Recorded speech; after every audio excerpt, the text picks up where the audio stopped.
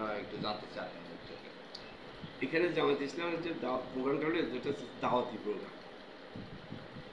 দাওয়াতি প্রোগ্রাম শেষে একটা মোনাজাত, শান্তি অঞ্চলে শান্তি প্রতিষ্ঠার জন্য, বিশেষ করে জামাত ইসলাম যে সাম্যের রাজনীতি করে, ইসলামের রাজনীতি করে, সামাজিক একজন কর্মী হিসেবে, ইসলামের একজন সমর্থক হিসেবে ওনাদের যে রাজনৈতিক আন্দোলন আছে সেই আন্দোলনের সাথে এই অঞ্চলের জনগণের যে একাত্মতা আছে, সামগ্রিক জনগণের, শুধু জামাত ইসলামই নয়, বিভিন্ন স্তরের বিভিন্ন শ্রেণী পেশার বিভিন্ন রাজনৈতিক দলের গণমানুষের, অর্থাৎ গণতান্ত্রিক চেতনা সম্পন্ন মানুষের সাথে যে ইসলামের যে মিলন, এই যে তাদের একটা সামনের দিনের রাজনীতি, সেটার সাথে একত্রতা ঘোষণা করা, একজন সামাজিক কর্মী হিসেবে জামাত ইসলামের সেই নীতির সাথে একত্রতা ঘোষণা করে আমি তাদের এই দাওয়াতি প্রোগ্রামটাকে একজন সামাজিক কর্মী হিসাবে সার্থক করার জন্য তাদেরকে তাদের আহ্বানে সাড়া দিয়ে আমি আমাদের অনুসারীদের সামাজিক অবস্থান থেকে সামাজিক কর্মীর যে দায়িত্ব, সেইখান থেকে ওনাদের ওই অনুষ্ঠানটাকে সার্থক করার জন্য একটা ভূমিকা পালন করেছে। আগামী দিনে যাতে তারা এদেশের এলাকায় আন্তর্জাতিকভাবে সুখ শান্তি ইসলামের সাম্যের পতাকা তলে মানুষকে নিয়ে আসতে পারে, এই দৃষ্টিভঙ্গি থেকে। ধন্যবাদ। আচ্ছা, আরেকটা বিষয় যে এই যে আপনাদের প্রোগ্রামটা হওয়ার কথা ছিল গত 2 দিন আগে আমি শুনেছিলাম। এই যে মাঝখানে যে এই যে গুলি বর্ষণের বিষয়টা, এটা কি এই প্রসঙ্গে কিছু কি বলবেন আপনি? এই প্রসঙ্গে বলতে গেলে যে গুলিবর্ষণ হয়েছে, ছেলেটা হচ্ছে নাম শামীম টোকেন। আমার বাড়ি, আপনার যেখানে সাক্ষাৎকারটা নিচ্ছেন, আমার বাপের দাদার না, দাদার বাড়িটাও এইখানে সামনে সামান্য জায়গায়। আমার বাবা এখানে এসে, এটা আমার পুরনো বাড়ি, বাবার বড় ভাইয়ের ছেলে, আপন বড় ভাইয়ের ছেলে। এখানে একটা বাগান আছে, বাগানটার ওই পাশে আমার ওই ভাই স্ত্রী ছোটটা, 2 ভাই, বড় ভাইয়ের ছেলে 2টা, ছোটটা এবং বড়টা একসাথে বাড়ি। বড় বড় ছেলেটার বাড়ি ওই পাশে। আমাদের দেশে সামাজিক কিছু বিষয় আছে, দলে সামাজিকভাবে মানুষ বিভক্ত থাকে। এইখানে এই ছেলেটা, আমি দীর্ঘকাল আমার নিজের মাতৃভূমি, বিশেষ মাতৃভূমি বলতে বাংলাদেশটাই আমার মাতৃভূমি, বাট গ্রাম, জন্মস্থান দুর্বাচারা থেকে বহুদিন আমি একটানা 3 সাল থেকে 23 সাল পর্যন্ত আমার মাতৃভূমিতে আসি। এখানে কিছু পারিবারিক বিষয় আছে, ওনার সাথে ছেলের সাথে দ্বন্দ্ব হচ্ছে। আমরা 5 ভাই, 2টা ভাই অবিবাহিত, সুতরাং তাদের অবিবাহিত না, একটা আবার বিবাহের প্রশ্রয় পেয়েছে, মানে নানান বিতর্কের মধ্যে বউ পাওয়া গেছে, নিঃসন্তান। আর একটা ভাই তো বিবাহই করে না। আমার বড় ভাই এখন আমার ওনার দুই ভাই বেঁচে আছে, সরি মারা গেছে, আর আমার এক ভাই বেঁচে আছে, আমি বেঁচে আছি। উনি অর্থনৈতিকভাবে স্বাবলম্বী, প্রচুর শিক্ষিত মানুষ, শেয়ার ব্যবসার সাথে দীর্ঘদিন জড়িত, এখন চাকরিও করতেন শেয়ার মার্কেটে, কিছু পয়সা করিও আছে।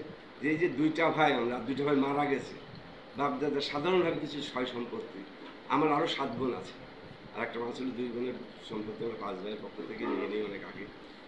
ওই 2 ভাইয়েরও নেওয়া আছে, আর আমার পরবর্তী 5 বোনের কাছ থেকে এখনো সয় সম্পত্তিগুলো আমাদের দেশের সাধারণ কথা যে ভাই ভক্তরা নিয়ে নিতে বলে নিয়ে দিয়ে দেয় জমি, কিন্তু ওটা সেটেল হয়নি। বোনেরা সব যার যার মধ্যে সাংসারিক জীবনে আছে, আলহামদুলিল্লাহ সবাই মোটামুটি আছে।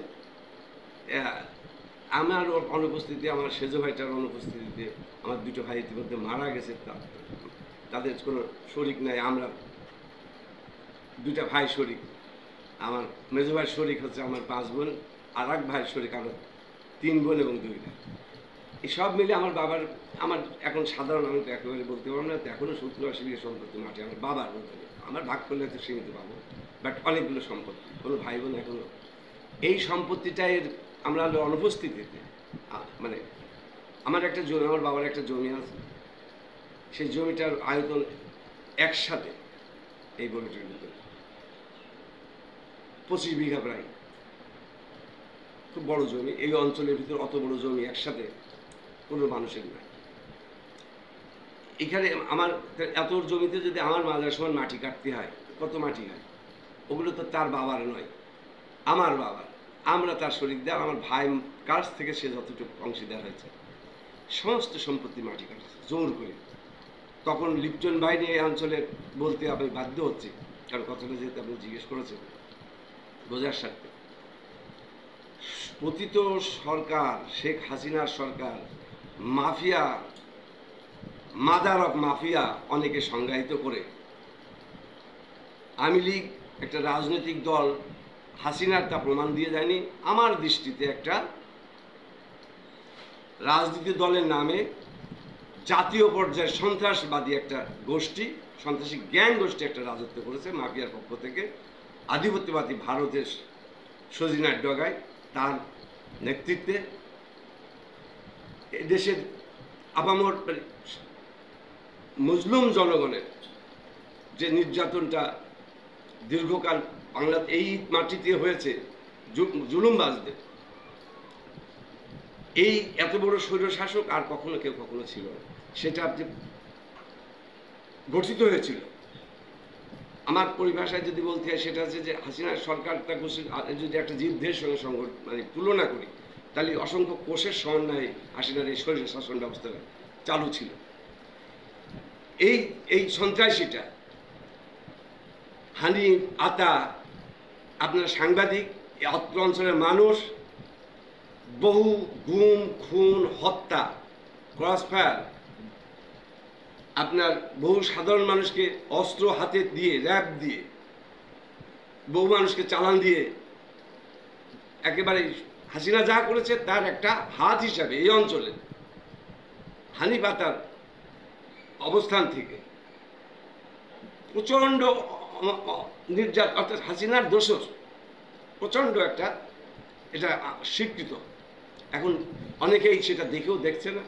পতিত সরকার হাসিনারও যেমন অনেক অংশে এখনো আজকে প্রশাসন এবং আমাদের দেশের যে সমস্ত প্রতিষ্ঠানগুলোতে বসে আছে, এই হলো এখনো বিএনপির ঘাড়ে চাপে, এরা এখনো আপনার হচ্ছে যে এই অঞ্চলে হানি পাতার মতো করে, হাসিনার মতো করে মানুষকে জিম্মি করে এখনো বিভিন্ন পর্যায়ে বিভিন্ন কলাকৌশল খাটিয়ে প্রশাসনকে ব্যবহার করে সেটা করে চলেছে। আমার এই ভাইস্তে অনেক আগে সত্যিই বিএনপি কর্মী ছিল, কিন্তু ইতিহাস তলায় দেখতে হবে এই যখন মানে দীর্ঘ যে স্বৈর শাসনের আমলটা গেছে, সে কোথায় অবস্থান করেছে। এই সন্ত্রাসী বাহিনীর অন্যতম একজন সদস্য, সন্ত্রাসী বাহিনীর অন্যতম একটা সদস্য, সে এই অঞ্চলে তার বাড়িতে গুলি ফুটেছে আমার বিরুদ্ধে, আমাদের বিরুদ্ধে, সন্ত্রাসবাদের বিরুদ্ধে যে আন্দোলনটা আজকে সামাজিক আন্দোলনটা গড়ে উঠেছে, সেই আন্দোলনটাকে ব্যাহত করার জন্য। এটাই না, সে আরও অনেক ঘটনা আমি আপনাদের তুলে ধরতে পারি। 5 তারিখের পরে পতিত হাসিনা স্বৈরাচারের পরে আমাদের দেশের মানুষের বাড়িতে, সাধারণ মানুষ বললে ভুল হবে, যে সমস্ত বাড়িতে আক্রমণ হয়েছে জনতার, ছাত্র জনতার, সাধারণভাবে যদি বলেন, যদি জামাত ইসলামী, বিএনপি